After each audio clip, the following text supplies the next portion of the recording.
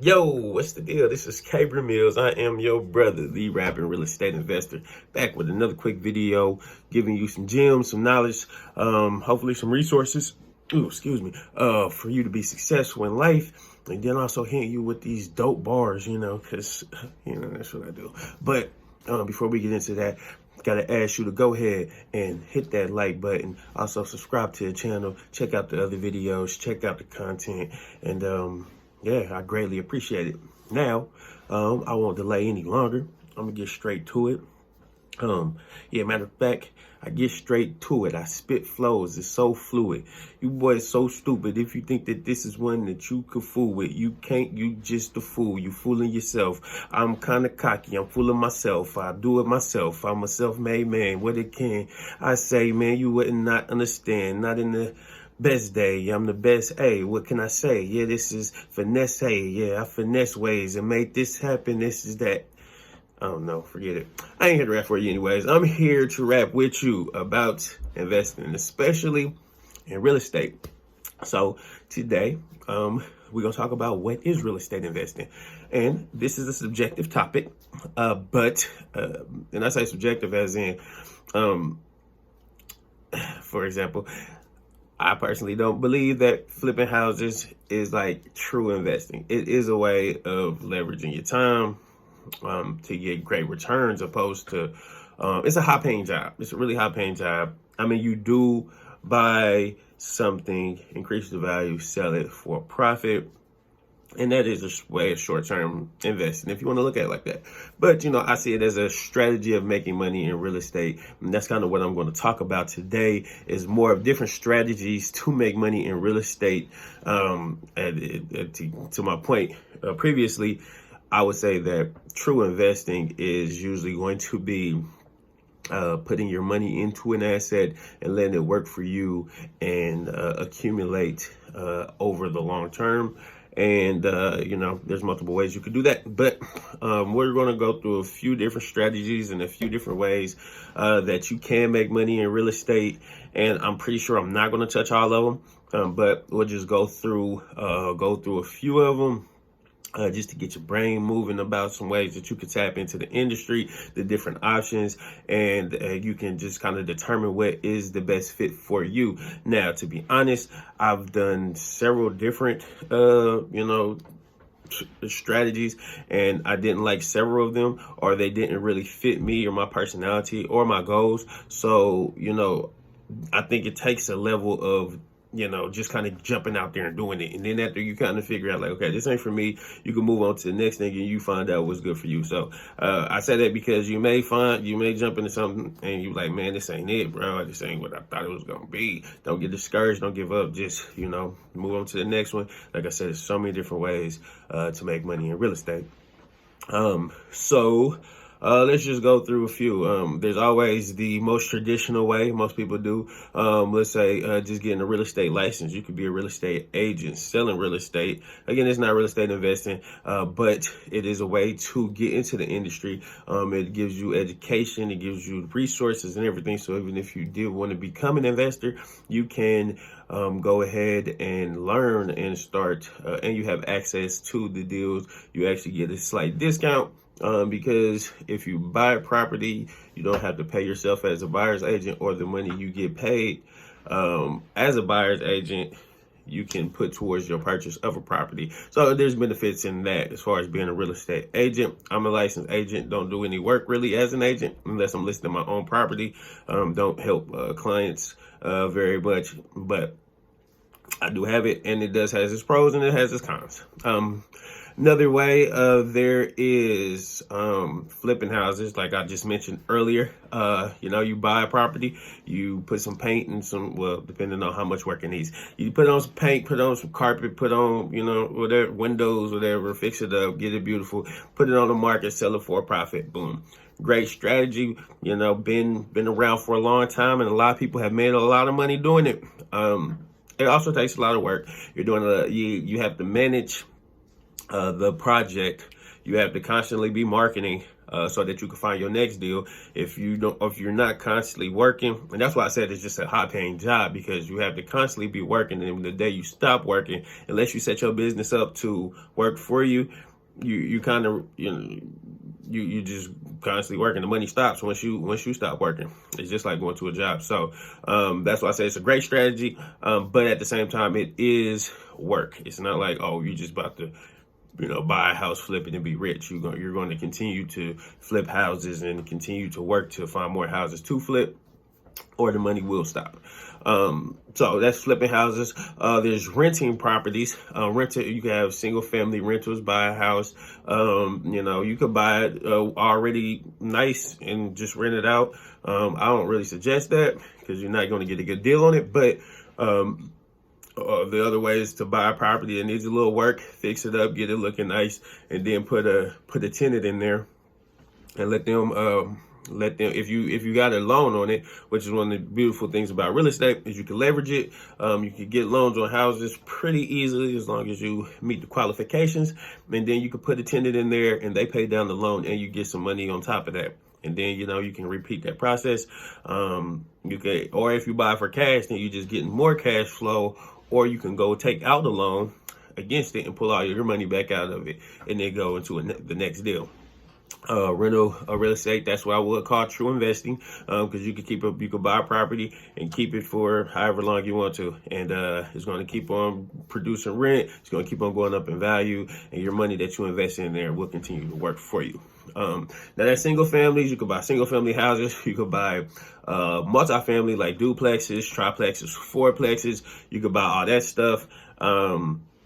And that's probably a better strategy. More doors under one roof makes it a little easier on you.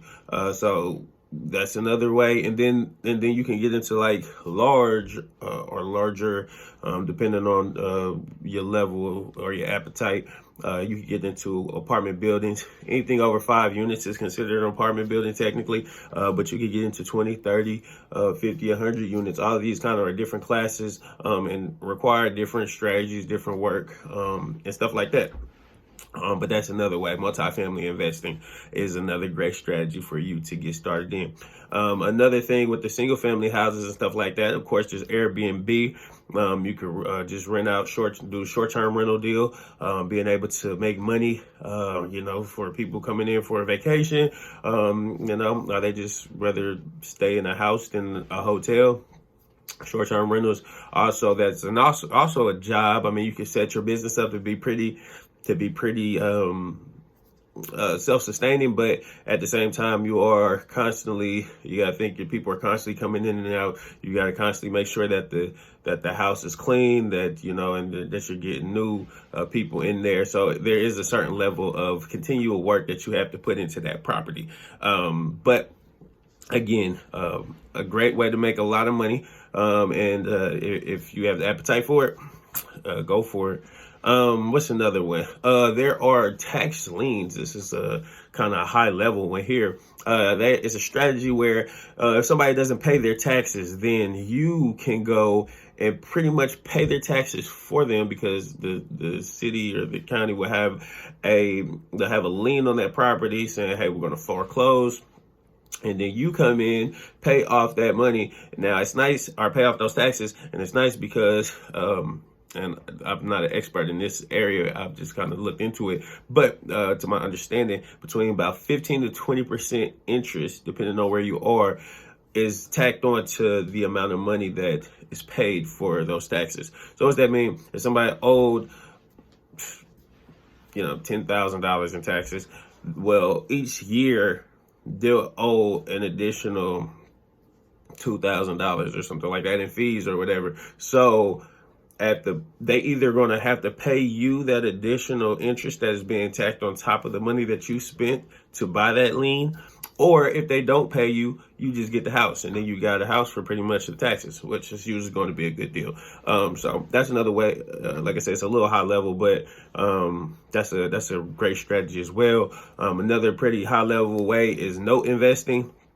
Note investing is when and it's similar to that, where you're buying notes, mortgages. Essentially, if somebody owes money on the house, you buy it, You know what I'm saying? Then you sell it. Usually these are going to be, 20% returns and stuff like that, they have markets just like Fannie Mae. That's what, like the same thing that they do, the mortgage companies do. Fannie Mae, Freddie Mac, they're always buying and selling loans. Once you get a loan on a property, it's probably getting sold to somebody else. And that's if you ever had a mortgage and then you be like, oh, you get a letter in the mail saying, oh, you got a new mortgage servicer or something like that.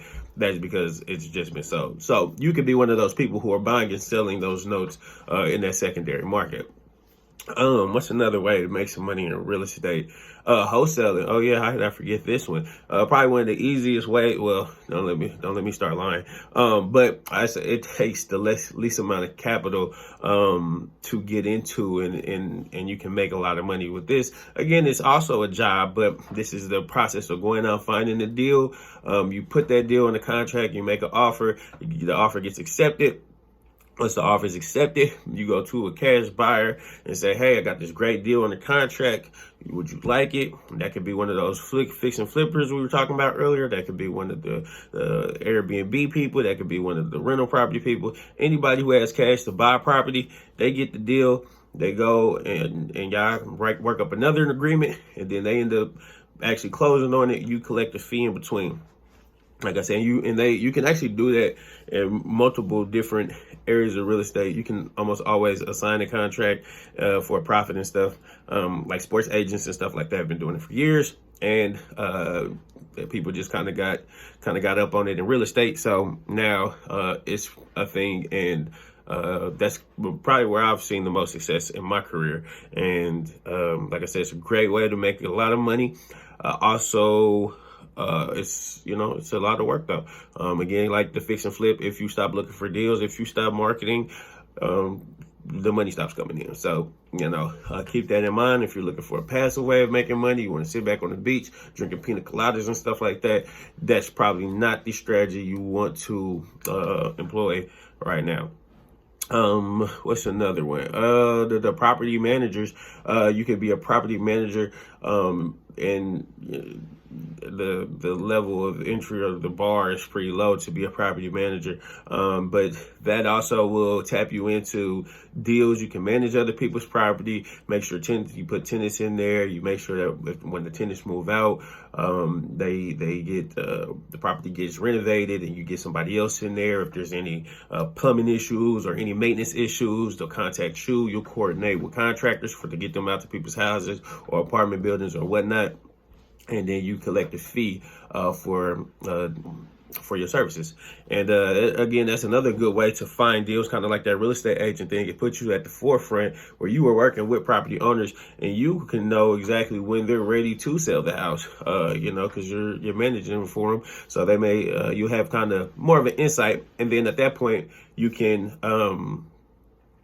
kind of, jump in there and grab the house yourself and do whatever you want. So it's a good way to learn the business, make money in the business, and then also position yourself to be able to get some good deals at the same time. I'm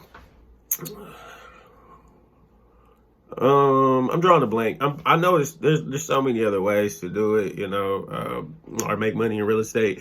And like I said, that list can go on forever. But for now, I think that gives a good overview of some of the options, at least to get your brain moving on different ways to start making some money or get into the industry. If I missed anything, put a comment down there, something I forgot. And like I said, then I'll make a more thorough video of the different ways to actually get into some of these different strategies on a later video. But that's all I got today. Till next time, exercise your body, exercise your mind, exercise your spirit, and exercise your grind. I'll holla.